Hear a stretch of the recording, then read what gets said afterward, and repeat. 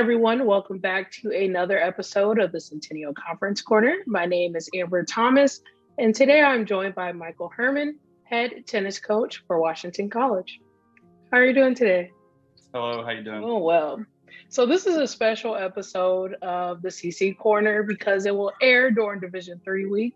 So as a former Division Three student athlete and now Division Three coach, I have to know why D3? So I guess for me in the recruiting process, basically kind of boils down to the fact that my parents were very, conscious of the fact that academics was the big priority for me always. And I played a lot of sports growing up, but I had to do well in school, so they kind of raised me to the model of Division Three. I really found a school that I liked. I went to Goucher and kind of fit what I was looking for. It had a good balance of the two, which is something that Washington College has as well.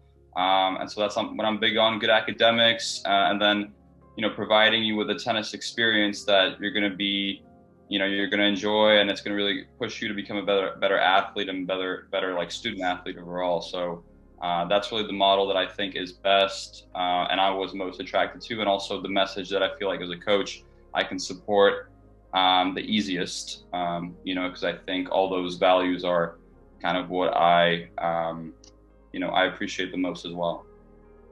Yeah. So on any given game day, we can catch your student athletes in their yellow and blue wristbands. I think you have one on now. Can you talk a little bit about the cause you all are raising awareness for Mm-hmm. and how you all got started? Yeah. So basically, it's about the invasion of Ukraine by Russia and everything that's happened kind of after that or because of that.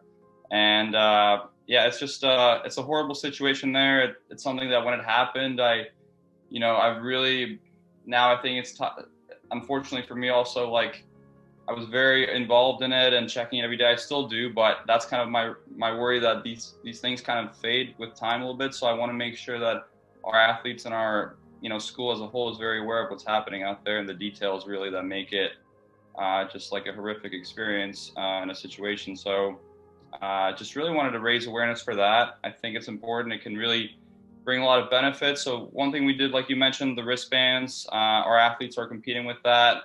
I think it's very important to show support for that. But my hope was what it leads to is, that people are more aware and they're more engaged in the situation. And then that leads to perhaps, some financial assistance for people that are in need.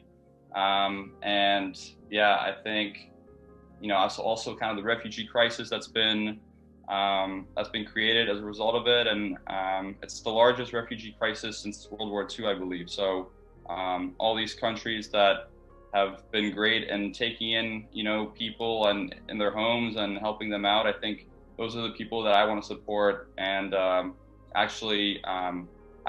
grew up in the Czech Republic, so a couple of refugees, I think it's about 300,000 now, escaped the country. And so we identified 4 families in the Czech that I know their specific stories and their needs. And I want to push to get financial help for them. They all have different needs, but what they have in common is that they all need help. So.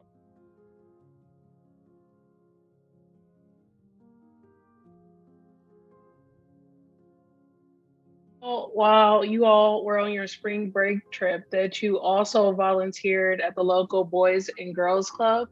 So, as a coach, why is it important for you to not only focus on the academics or the athletic accomplishments, but also make sure that community service is a part of your team culture?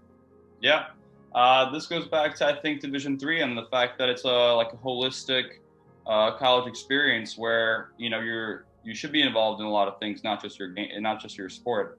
And that's one of the things that, again, I want our players to be doing those things. And I think it ended up being a highlight of our spring break trip, even though, the big thing was like that we had a great trip tennis wise, but this for me was the highlight because it gave our players, the opportunity to give back and experience those moments where like you're helping kids with homework and sports. And I think the feeling is just like you're you feel like you have a big purpose, when you do that. And so I think, again, it goes back to what I said before, like my goal is to be a mentor, to my players, not just a tennis coach. And I think that's something actually that I've realized more and more now. Like, it's not so much about tennis, even though I have to understand tennis, right? But it's more about guiding my players and giving them these opportunities, like going to the Boys and Girls Club and seeing how that advances them. And they all did a great job, so it really did. And I think they all felt really great about it. Yeah. So we're going to switch gears a little bit before I let you go. And we have to answer Amber's top 5. So these are 5 burning questions that I just have to know. So I saw that you speak a couple different languages. I was wondering how many languages and what are they? So I do say that I speak 4, and I can say clearly that I've spoken those 4 at some point, like very well. But so those languages are Czech and English, which are my best, and then Spanish and German, which are definitely secondary. I don't speak them as well as the other 2, but German I spoke it pretty well at the end of high school because the Czech Republic is surrounded by Austria and Germany, so there's a lot of incentive to speak German. And then I switched to Spanish in college, and I did a study abroad in Spain for 3 months. That's cool. So that was probably when I was at the peak of my Spanish skills. You're speaking every day. I stayed with a host family, so it was really good then. And then I just haven't done it enough since. So I'm definitely a bit rusty, like in those 2, but I think I could probably bring it back pretty well if I focused on it. I should. Yeah. So if you didn't play tennis, what other sport would you have played in college? Or would you have wanted to play? Yeah, I think soccer or baseball. Baseball was not a sport that Goucher had, but I like those sports a lot. They're more, even though college tennis is a team sport, it's still like you're on your court as an individual a lot of times. So I would choose one of the 2. I actually played them when I was a kid. Yeah, I would have chosen one of those 2. Maybe soccer. I think that's a great sport. I really love that sport, so I would have chosen soccer. Yeah. So what is your favorite tennis memory, playing or coaching? Well, that's tough. I mean, I think I really haven't had that many as a coach yet. It's just the emotions are very different. I would say as a player, because you're like you're one of the pieces to the puzzle as a team, even though you are as a coach, but you're actually playing the sport, and then you go back and you share the excitement with your teammates. As a coach, I think it is a little bit more distant, but also it's like you're proud of others, like for what they've been able to accomplish. So it's more like I'm very proud of my players when they do well. And as a player, I was just like very satisfied and excited about my accomplishments and the team.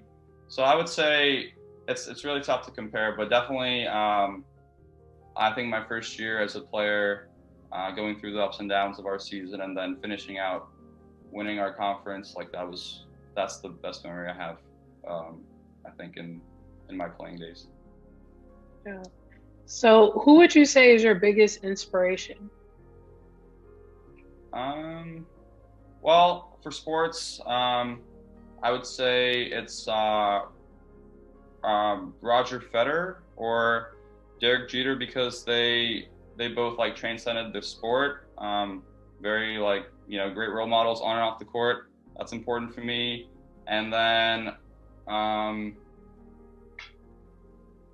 that's tough. I would say my grandfather, who passed away a year ago, he was a great role model to me in terms of like the academics, and he's very big into sports, so we shared a lot of those things. He always preached like, make sure you do well in school, and he just kind of really shaped me as a young person. Yeah. And last one. So spring sports are here. The weather is warming up. I have to know, what is your favorite spring activity other than tennis?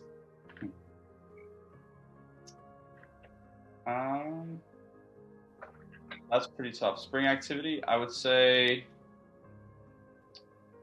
Hmm. I really been doing just mainly tennis for the last couple of springs. Um, but I think just like it doesn't not specific activity, just kind of enjoying the outdoors as the weather continues to continues to get nicer and nicer. So I would say just that, like the fact that now I can walk to work, like I walk to work from where I live, and it's a big difference for me if I can walk in my like t-shirt. That's really nice. So I think just that the fact that you're outside and you're not, it's really it's a lot warmer. So I would say that it's not a specific activity; it's just a feeling that you have. Yeah, we'll just bottle up the warm weather while we can. Yeah, exactly. Well, thanks, Michael, for joining me.